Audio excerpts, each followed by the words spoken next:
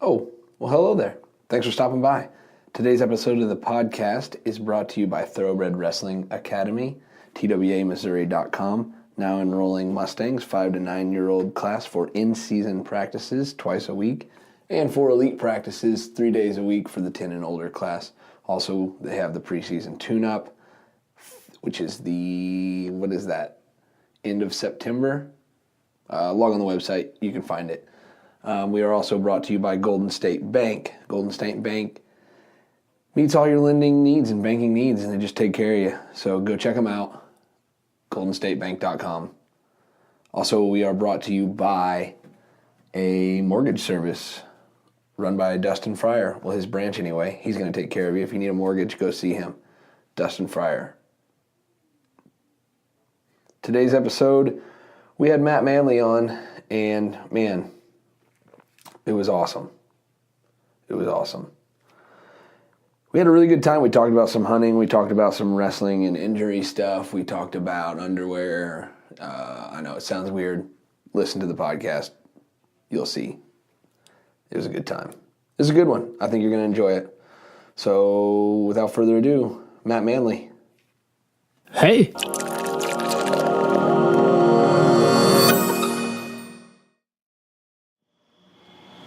We are recording. All right. What's up, Matt Manley? We are live. I mean, not quite live, but we're recording. Delayed live. Yeah. So what's going on? Not a lot. We just finished with Missouri Wrestling Picture Day.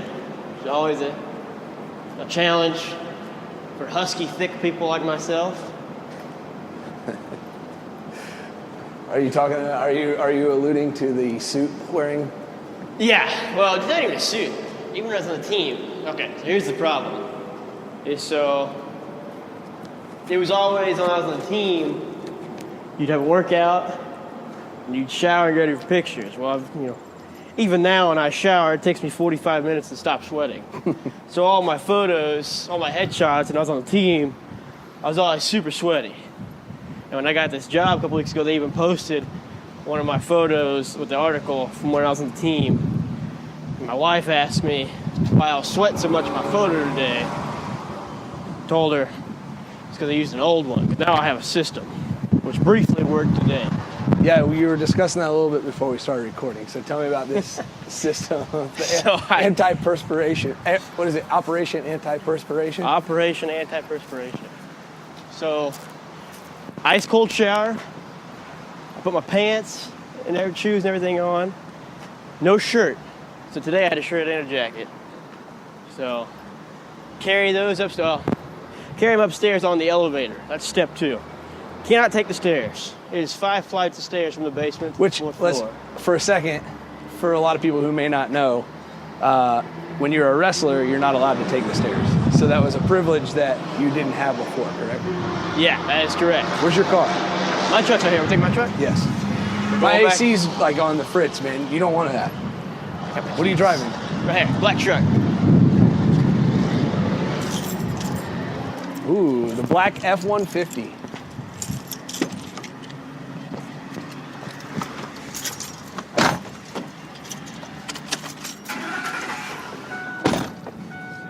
But yeah, so that's step 2. You got to take the elevator. You can't take the stairs. Any additional unnecessary movement will result in perspiration. So, elevator, carry the shirt and the jacket. Get upstairs. Major key here. It is hot as hell on the 4th floor of the Hearns in August. So, you can't put the shirt and the jacket on until about 2 people are in front of you to get their picture taken. You need to be in the hole to get your headshot.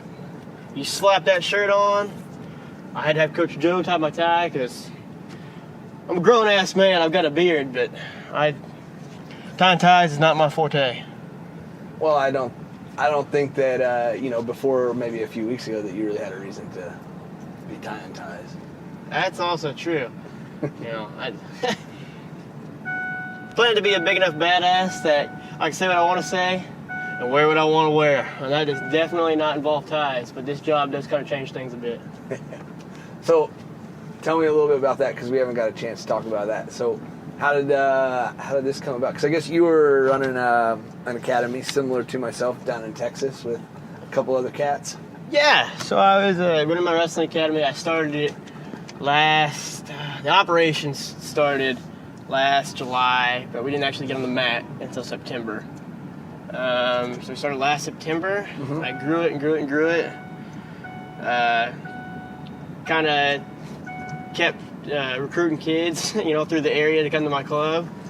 And our numbers kept growing, and we were thriving, getting bigger and bigger. And I went to Fargo, had a good Fargo trip. Team Texas had a fair number of All-Americans. I think we had 13 we ended up with, so not bad. I think we finished in the top 10 overall.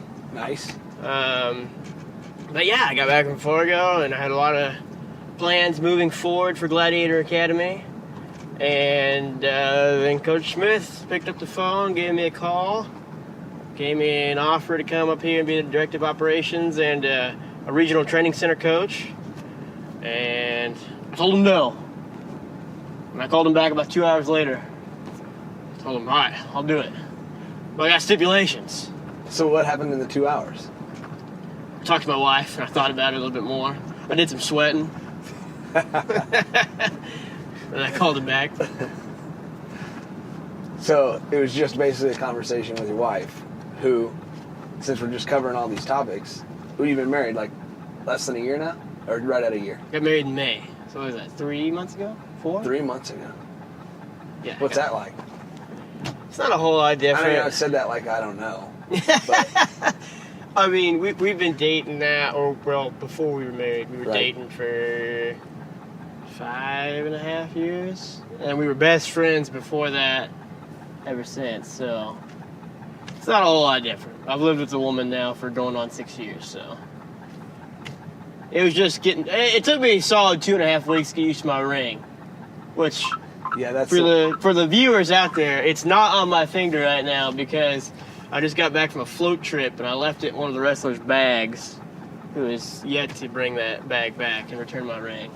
So you're just missing your wedding ring. Yeah, no big deal. Everybody knows. As long as everybody's on the same page, I guess it's not as big of a deal. I offered to get the old tattoo ring, but that was, I think the words my wife used were trashy as hell.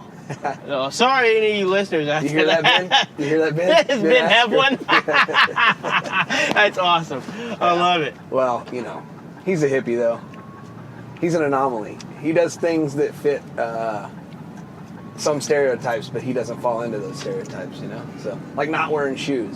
Hey, the shoe thing, I did the no shoe thing several different springs in Columbia, and I had to stop because all of my teachers started to catch on. I think they colluded all together against me and made me put shoes on, but yeah. That's a bold move. I mean, in your everyday life is one thing, but going to class that's a big. I mean, it takes some cojones to make that jump. Oh man, going to class. Like what's that like the first day you walk into class with no shoes on? I mean, I gotta imagine that. Well, I think they were happy first of all that I was there. That's probably like the fourth thing they noticed about me. Because, like number one, he's here. Well, I went through number two, he has a shirt on. Yeah. I went through, okay, that loops back around to the perspiration part. We'll come back to that. But I went through a number of different phases while attending Mizzou of how I treated my academics. And it took a couple of years for me to come around to realize that the way I was doing it was not the right way. So, yeah. I got in trouble various copious amounts of times for, walking without a shirt on. Mm-hmm. Okay, but there was a reason behind that. It wasn't like I was just some dumbass that was going to class without a shirt on. So it was hot as hell. There's rules now on like walking around campus with no shirt on? You can walk around campus without a shirt on, but you can't come into a classroom that you're fixing to participate in. So why would, but can you put on the shirt when you get into the classroom? Yeah. but like I got yelled at. Like that's what I was doing, but I didn't get it out of my bag. So in that teacher's mind, it was like, if you just put it on 10 seconds earlier, we don't have a problem. Right. Well, I mean, I'm sure the perception to her was that, because I was like walked in, was getting ready to sit down, and I was digging in my bag. She probably thought I was digging for my books. Just wasn't gonna put a shirt on. Right. No shirt, no shoes. Oh, okay. Well, the picture's kind no of problem, clear but now. sometimes there's problems. She's looking at you going like, oh, he's just gonna not put a shirt on. Like, Yeah. 'cause she's thinking, oh, he's just getting his books and stuff out. Yeah, and it's just a casualty of not wearing shoes. But when you don't wear shoes, your feet get dirty as hell. I mean, who would think? That is true. That is true. But that is true. And so, dirty feet, no shirt, you look kind of homeless. And so, but why I didn't have a shirt on was when it's August, September, sometimes April, May. It's hotter than hell. If I wear my shirt walking across campus to class, I'm going to go through 4 shirts in one day. Like, well, think about whatever poor girl you sit next to is like, do you want to, like, if she shows up after you, she doesn't know that you didn't have a shirt on. But if you wear your shirt the whole time and she sits down after you, she's going to be like, this guy stinks and he smells like sweat and his shirt is after me or soaked. next to me?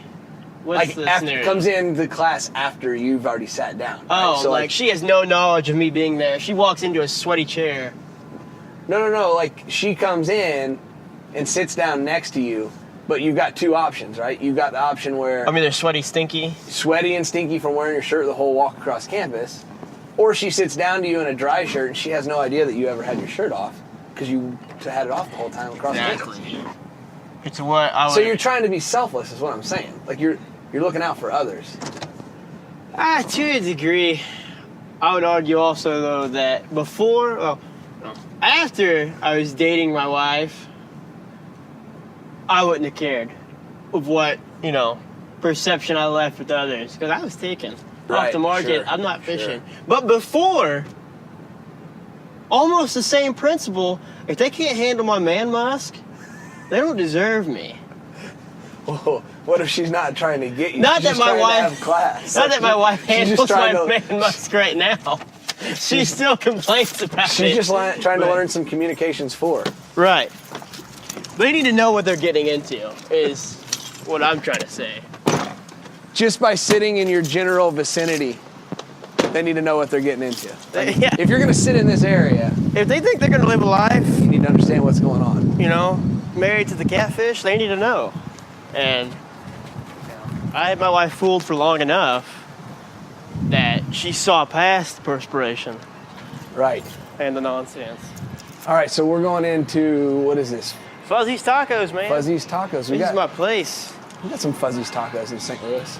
So, when I left last May, I was going to Texas, they were they'd announced that they were building Fuzzy's. So I was super pissed because when I was in college, nobody knew about Fuzzy's, but I knew about it because it was in Oklahoma. And every time I go home to Oklahoma, I would gorge on tacos at Fuzzy's. And so I was super pissed that right after I was leaving Mizzou, they were building the Fuzzy's. So, but now going back here, it's pretty good. There's so much stuff that's changed since I left here. Like, I was just talking about that to someone else. Like when I drive through downtown and campus, like how much different it looks, and new apartments and new businesses and breweries and bars and restaurants, and it's just like it's so different. It's like a different town. It's not, but it is. It feels so different than when I was here. I mean, yeah, there's places just 3 years ago now. When I was in college, I used to go and hang out at. And even like the building's not even there anymore. That's crazy. For 3 years' time, there's countless new buildings, new apartment complexes, and yeah, it is kind of crazy. Still good on sound? Yeah, I don't know what. Yeah. A little glitch there? Yeah, I don't know what that was. Something didn't sound right. But it doesn't look like there's any problems. But sorry, I thought we were having some technical difficulties, but we are actually not having technical difficulties. Everything's good. We got off on the tangent there of the perspiration and the no shirt. But looping back to my class participation antics, I did once have a professor. This is when I was making 133. So I was cutting my nuts off and dying, trying not to die, while still passing class. I did have a professor email Coach Smith and say that your student is either, your athlete is either, if he's awake, he's either playing games on his phone or he's got a huge dip in his mouth. So I got chewed out for that. But I thought it was pretty unique that was like one of my only A's I ever got in college. So. What class was that? Oh God, it was like Comp 2 or something, some like basic English class. But yeah, that was like I think my going into my third year. After that, I kind of figured things out. I stopped not going 133 anymore. Kind of fixed a lot of problems for me, academic-wise, and in my life. So then you ended your career at 157. Yeah, well, 141, then a brief stint at 157. Oh man. So what about for maybe people who haven't followed that much?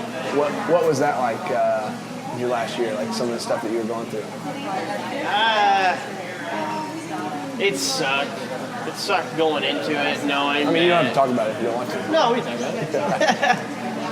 It sucked. It sucked going into it, knowing that I almost undoubtedly was not going to be 100%, and then especially like I was like probably 85% going into the first duel. So I blew my knee out in March, first week of March. What exactly when you say blow it out? Like what? Torn LCL, PCL, completely torn. So nothing stopping my knee from bowing outward or to the outside. Gotcha. So basically with that brace on, I couldn't put any like weight on it hardly. And with the brace on, I couldn't bend it at all. So it was, It sucked. So I had surgery in April when I rehabbed my ass off all summer, which 20% of the time consisted of my trainer, who's my boy, but I hated him when he was rehabbing me. Right. 20% of the time, I'd lay on my stomach, and he would sit on my back, like straddling me, and like force my heel down to forcefully touch my ass. That sounds terrible. And that, oh God, it was god awful. I don't think it worked, but I've gone through recently some of the same stuff. Like my shoulder, I had surgery when I was in college and rehabbed it all back fine. But since I've stopped competing and working out, I have a lot of scar tissue in there. And the phrase that I like to use is "hurts so good." Like you get that stretch that's like hurts so, like it feels good, but there's nothing pleasure about except for how much it hurts. Like somehow that feels good. Like I guess knowing that pain is probably, I don't know, maybe that's part of like who we are though, to understand that like if you're suffering, there's part of you that knows that something's going to come like positive from that, right? Like, yeah, for sure. I know this feels terrible. Some silver lining. But it's for a reason. It might that's be what deep feels down. good about it. It's like the more it hurts means the more that I must be gaining. Yeah, I agree. A little bit of that sadistic kind of mindset. Tarbox was your doctor too, then, right? Oh yeah. Yeah. Yeah. So busted an awesome job on my knee. Today it feels fine. Yeah. They did the best job that they could do. That's one of the things that I talk to my wrestlers about is, and I make sure when I do talk to them about this, that the first thing I say is, I am not a doctor, and I'm not a medical professional of any kind. Trust me, I'm a doctor. But I have yet to, and you can tell me if I'm wrong, I have yet to come across a wrestler who had a meniscus repair, and it ended up well. Yeah, they never end up well. Whereas you get them cleaned up. Yeah, you get it shaved, you get it cleaned up, and 6 months or a year later, you're back in there getting it cleaned up again. Like it's. Yeah. I don't know. I mean, like I had mine shaved, and I've had no problems with it ever again.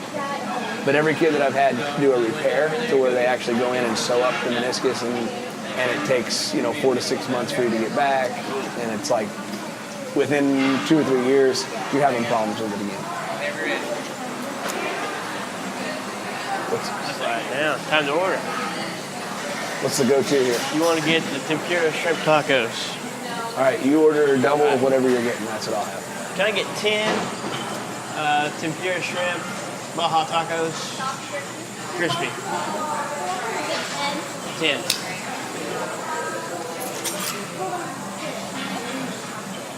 Anything to drink?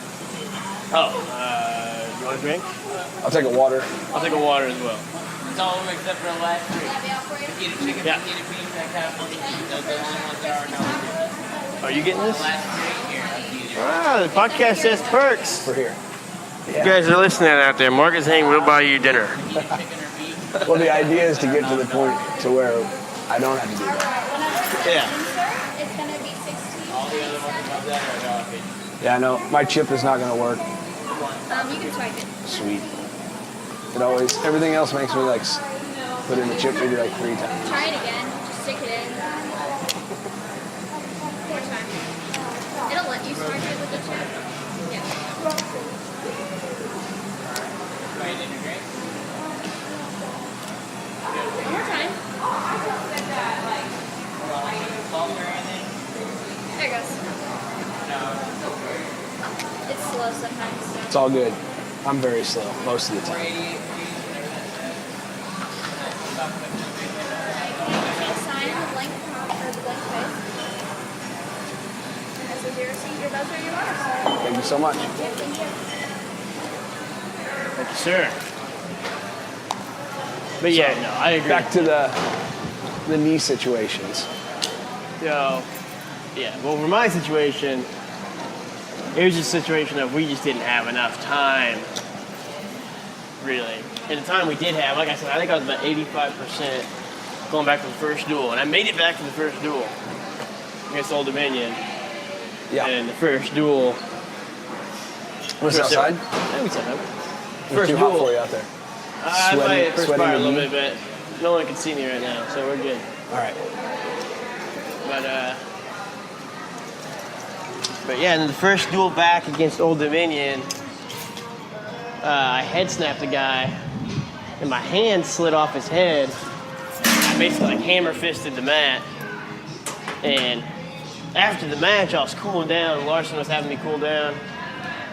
And I was like, man, like, do push-ups to cool down. I was like, man, I think I jammed my finger really bad. I was like, shit hurts. Like, you're like, oh, you're fine. By the time we got to the airport, like an hour later, so that was the last match of that duel.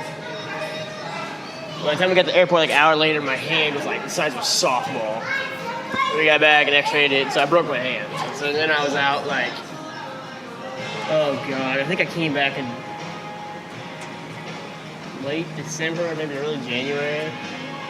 And I made it back with the scuffle. So yeah, Okay, I was right. back That's to like the right at scuffle. New Year, right? Yeah, like New right after New Year's. Year.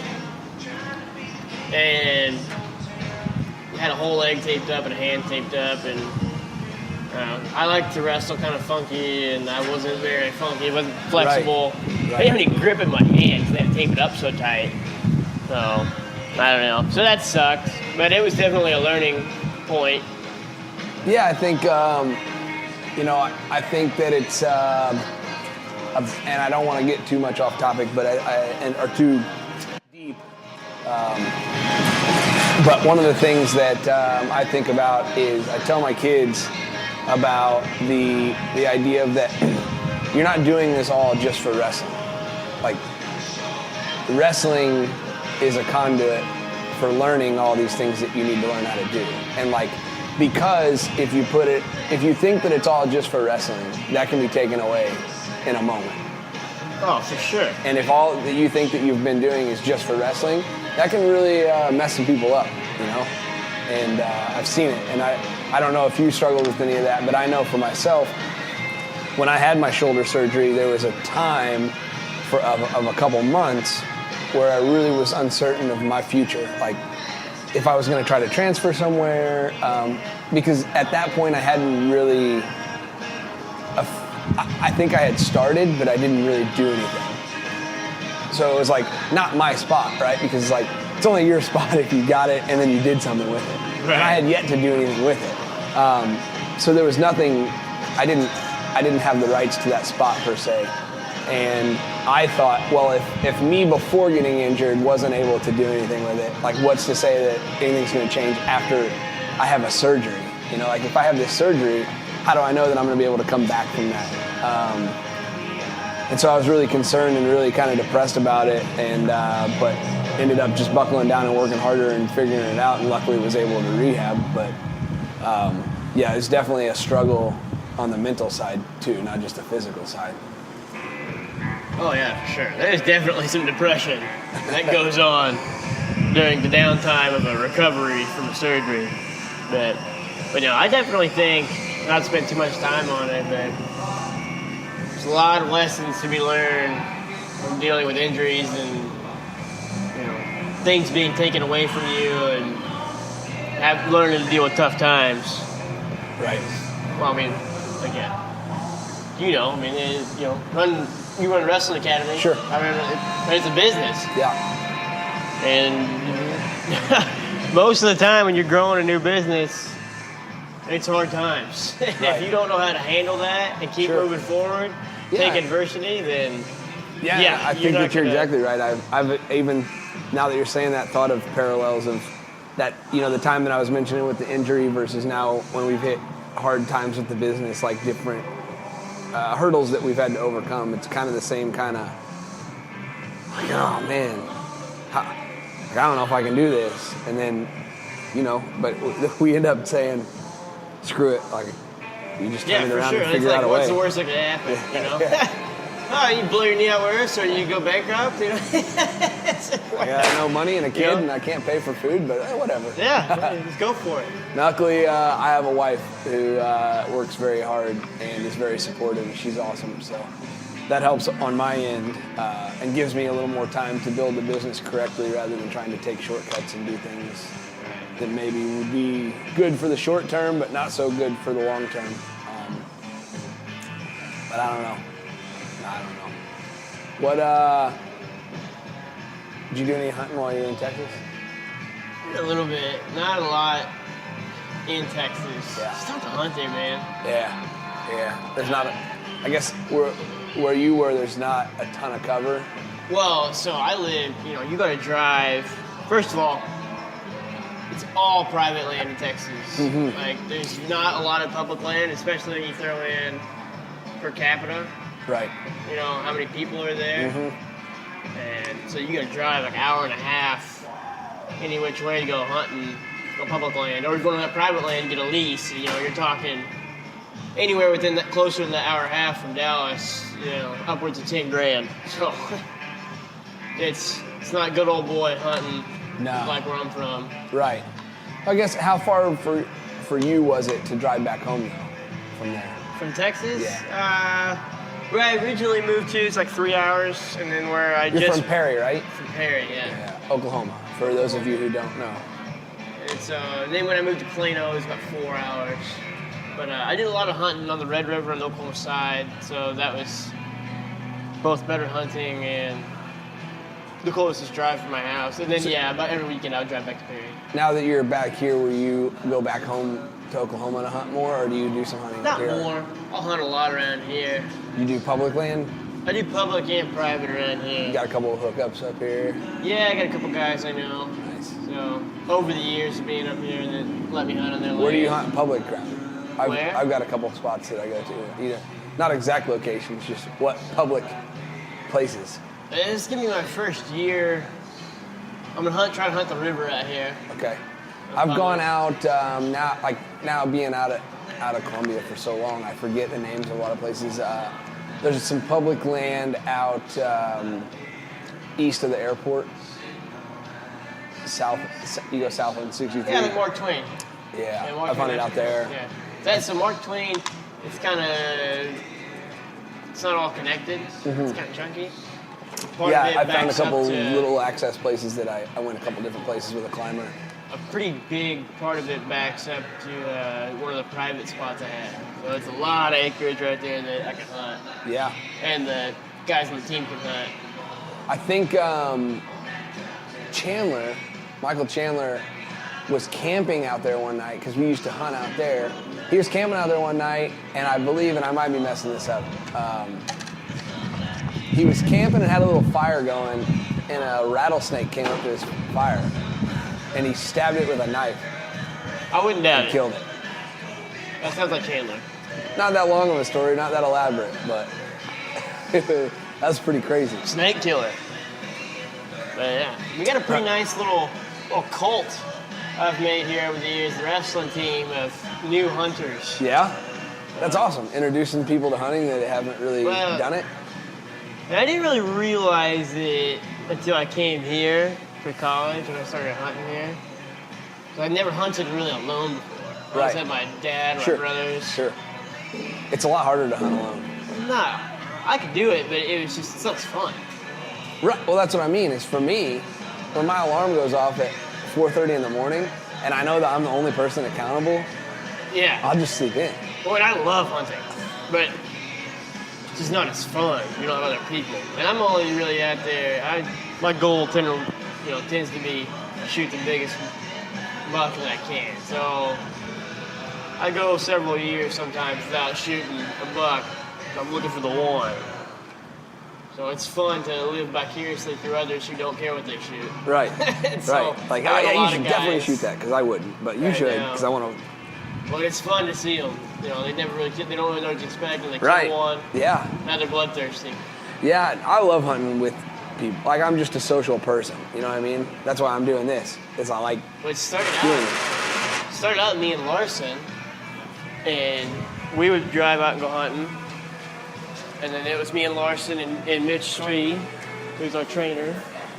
And then now, hell, we've got so many guys. We got 2 pickups full when we go hunting. And we got 10 guys on the team. That's awesome. So, yeah, it's fun. There's always somebody that wants to go. Thank you. Awesome, thank you. Enjoy. You want to go sit in that bigger area? Yeah. So I left my keys out there, though. Oh, you left them. I'll go grab them.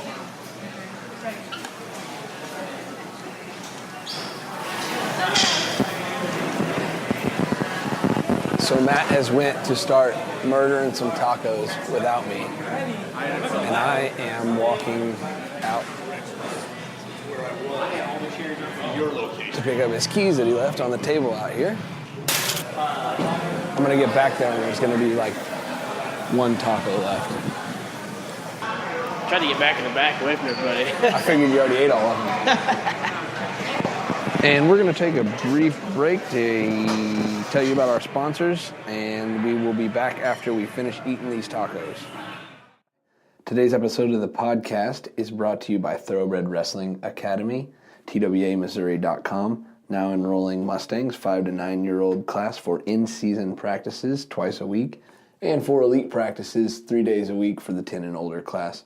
Also, they have the preseason tune-up, which is end of September. Log on the website, you can find it. We are also brought to you by Golden State Bank. Golden State Bank meets all your lending needs and banking needs, and they just take care of you. So go check them out, goldenstatebank.com. Also, we are brought to you by a mortgage service run by Dustin Fryer. Well, his branch anyway. He's going to take care of you. If you need a mortgage, go see him. Dustin Fryer.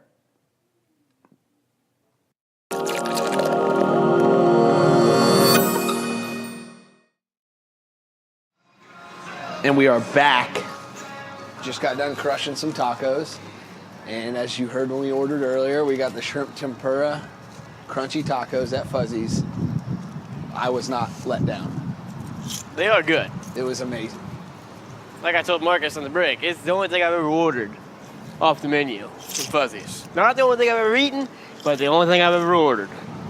I didn't catch that the first time when you said, only thing you've ever ordered. You've consumed other things from here. Yeah, well, other people order other things. They don't finish their food. I'm kind of like a garbage disposal. That's what they used to call me in grade school, is the human garbage disposal, when I would finish kids' lunches. And then I found out about a new move. So tell me about the one less. The one less. Oh, yeah. So, Mizzou, taco style, we got a a phrase called one more, meaning you can always do one more thing, one more rep, one more shot. If you're always doing one more, you're always getting a little bit better each day, you're making others around you a little bit better. Well, when I stopped wrestling and stopped working out, I got real fat real quick. And so I started implementing one less. Meaning, when I'm eating, I get close to the end, take one less bite. I never finish anything. One less. It's less prevalent now that I'm working out again. I don't have to do it as much, but one less was my motto. It worked a little bit, or at least I like to think it did. Well, I'm just a supporter because now I have one taco to go for my ride home tonight. There you go. Look at that. So I'm pretty excited about the idea of some satisfaction, delayed gratification maybe. There you go. I know I have this taco here waiting on me. And here in about an hour when I'm headed back, it's just going to be like 10 times even more delicious. I would be lying to you, though, if I said I hadn't tried eating Fuzzy's tacos on the road before, because I've tried that many times on George Bush Turnpike in Dallas. And as my wife can contest, it's pretty damn dangerous when you're dropping lettuce and tomatoes all over your lap and trying to catch it all while you're in 6 lanes of traffic. But That's basically the reason that I said no to the hot sauce when he was giving us the to-go box. yeah. But to that, I'd say, look, I'm Ricky Bobby. I'm still here. We didn't wreck, so clearly I could do Still it kicking. again. Yeah. So, use that. So I noticed this might be a little TMI for some folks, but after the team pictures, we went down to the locker room to get set up with the mics, and I noticed you were rocking the blues. The blue Spanx. And for those of you who are not aware of what I'm talking about, Cliff Keen makes a wrestling brief that is essentially a whitey-tighty that's blue. They also have black, white, and I'm pretty sure a number of other colors. But they're all different.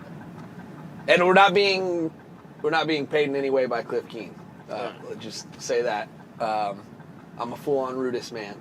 But I got to bring up the Cliff Keen underwear. Yeah, I'm an unsigned agent. And you told me that you have a story, and I have my own, I would say, input towards this. I don't know that I have a story per se, but I have some good pointers when it comes to the blues. Some are lovers, some are haters of the brief, wrestling brief. And to that, I would say they picked the wrong size. All right, so See, I think the key is you got to cut out the white mesh. you do have to cut out the white mesh. So that started out, at least for us on the team, as... And if anyone from Cliff Keen is listening, you guys can save some money by just not putting in the mesh part. Yeah, you don't need it. Just get it. Like, You'll make them for cheaper, higher profit margin, and you give the people what they want. Continue. Sorry. Alright. So I think that started for us cutting out the white mesh.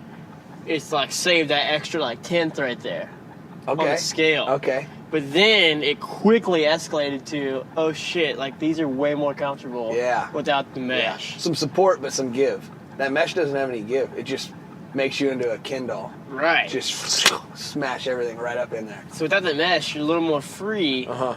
But with that being said, you gotta have the right size. So I must have all the right sizes because I didn't know that this was an issue, but I'm intrigued. And I can see how that would be definitely important. it is. Because as they are tight, when you cut that mesh out, they're like, I feel naked. Like, it's this incredible comfort feeling when you cut that mesh out. Well, for anyone who didn't do the quick math in their head, I'm talking about these underwear. I still wear them. I got them on right now. Right now. I got them, I think. I graduated. Yeah, right now I had the blues on. You're a little closer, though. Yeah, but the blues... You know, it's been, next year will be 10 years since I graduated college. Damn, man. And I Gotta still get have you those back for an underwear. alumni match. I Another retired one. from those after I beat Levon Mays in a crowd vote overtime. But you won on the crowd vote Oh, or yeah. you lost? Oh, I won. Oh, yeah. I won. I The probably people's won. champ. Yeah, well. yeah. But yeah, so the underwear, I went through 2 equipment managers at Mizzou. First one understood my problem. The second one did not get it. Uh-huh. All right. First one, I was like, look, his name was Eric. Eric, Right. I know I'm a 133 pounder, and I was at the time supposed to be a 125 pounder. I said, but I've got a dumper, man. Like, and it won't quit. Like, it's a dumper that won't quit. I got a big You're ass. all about the base. Yeah. I got a small or a medium brief is not going to cut it. You're dragging a wagon. Oh, yeah, for sure. It doesn't stop. Like, you couldn't just set a Coke can on it. You could set a whole case on it. Like... Okay, so like in high school, when people would be behind you in the lunch line, they would just set their tray. We could. On your Yeah, rear. they could have. Okay. I brought my own lunch because I was that kid. But... All right, so go on about Eric. Anyway, so and he understood my problem. He said, okay, man, you want a large or extra large? So sometimes I have a large, sometimes an extra large. You know, and I like to get a little bulky in the off season, so it just worked out. With that being said, we went to the second equipment manager. He did not understand the issue. He said, no, like, you're 133, all the 133s, 141s get mediums. Right, look, man, no. I said, look at my ass, okay, and look at their asses, same weight class. What do you see? Yeah, you got a big ass, whatever, everybody knows that. Exactly. You got a big ass, everybody knows it. It's bigger than everyone else's. Give me a big pair of underwear. Like, I need them. And so it went back and forth. I think eventually I made some trades with some other people on the team. And I I was say that's when you just got to barter with a Yeah. tiny rear end person. And it wasn't usually hard because... But it's just something else you got to do rather than just getting the size you want to begin with. Right, you got to get, I would suggest getting a size bigger than you think you need for the briefs and then cut the mesh out. Yeah. But the second part of the underwear is that the colors are different and how they fit. Okay, yeah. I think the black ones feel bigger. So the blue, we have blues, blacks, and whites. I just had blues and I have like 2 pairs of black. So I have like 6 or 7 blues and 2 pairs of black, I think. So I think my freshman year, And yes, for those of you who are keeping up, we are still talking about underwear. I think my freshman year, we maybe got 1 pair of blue, and then 1 black, 1 white, and after that we never got blue again. Only black and white. And now only the coaches get blues. But so not everybody understands this. Sounds like a lot's changed since I left. Yeah, a few things. But the blues fit the most comfortably, the like loosest, if you can imagine that.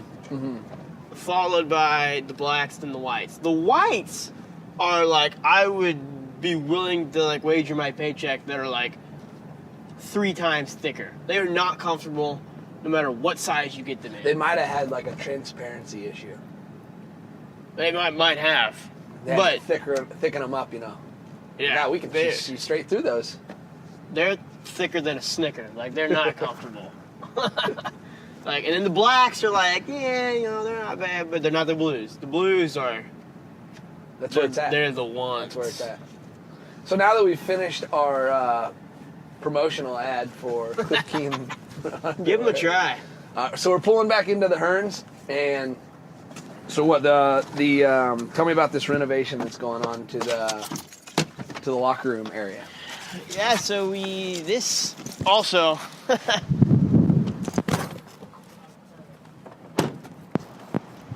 little bit, I don't know, not salty, but jealous, I guess, when I was leaving. They just started doing the renovations.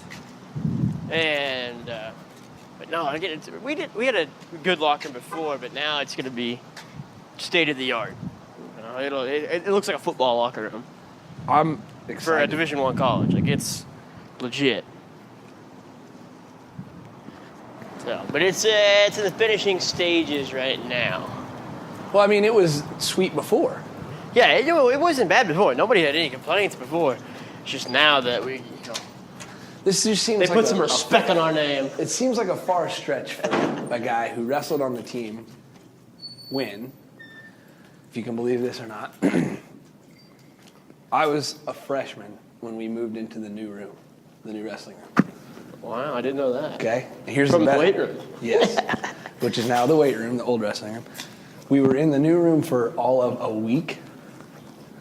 When we showed up to practice one day, and there was a padlock and a chain on the door. Straight up Coach Carter. And he said, you guys are a bunch of prima donnas, and you haven't done anything to deserve this new room. You need to earn your way back in to the new room. Wow. And we got put back in the old room. And now they're redoing the locker room just because. Yeah. It's a long, long journey It is. in the, what would you say, the evolution of Smith. Oh, yeah. He's a different man. He's a different man even from when I started here. I would believe that. I would believe that. But Okay. They just repainted and stuff over here on the coach's side. The nice wooden lockers weren't here for coaches, right? Those were just the old. So those were here already. Yeah. That's newer, though, I think, Maybe they're than some of the other stuff. But these are getting taken out of these old crappy metal lockers, and they're gonna get more wood ones like those to go over Gotcha. here.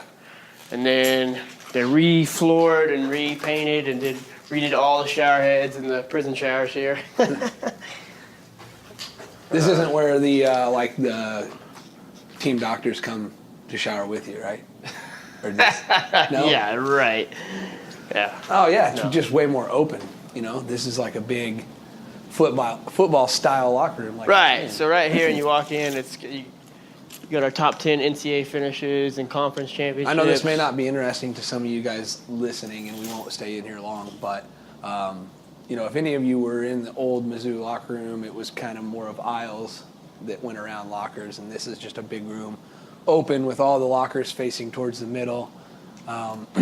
Similar, I mean, there was really nice wooden lockers in here before, and these are probably just what I would consider to be a similar type of locker that has been just modernized a little bit. Right.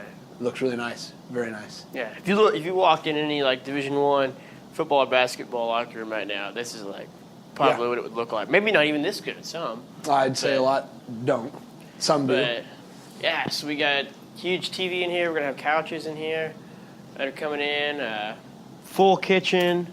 Getting an Xbox too. Whoa. Going to the locker room. Whoa. That's definitely some privilege that we didn't have. You come over here on the other side of the locker room. That used to be just I think guest showers and How about stuff this? for track. I'm going to age myself again. When I came here, used to that be was the my locker room. Yeah, that's storage now. Wow. And so over here, So It's- just so we can recount what I've talked about. When I started here, it wasn't the same wrestling room, wasn't the same locker room, and I didn't say this earlier, but they tore down the dorms that I stayed in yeah. like 2 years after I graduated. So there's nothing left here anymore. No. But it's all You're, improvements for the you're better, wiped so. from the campus. Except for the banner It upstairs. is. Oh, even this shower is all Yeah, updated. this is all upgraded. This is the new team showers. Those showers before were the coach's showers now. Okay, so Then this- they are taking all of the things seriously Right. as far as separating Yeah. coaches and athletes and then things like this that. right here, which used to be old crappy lockers for like guest lockers, is now going to be a big walk-in cold tub. Cold tub. So we don't got Get your- those horse troughs that we.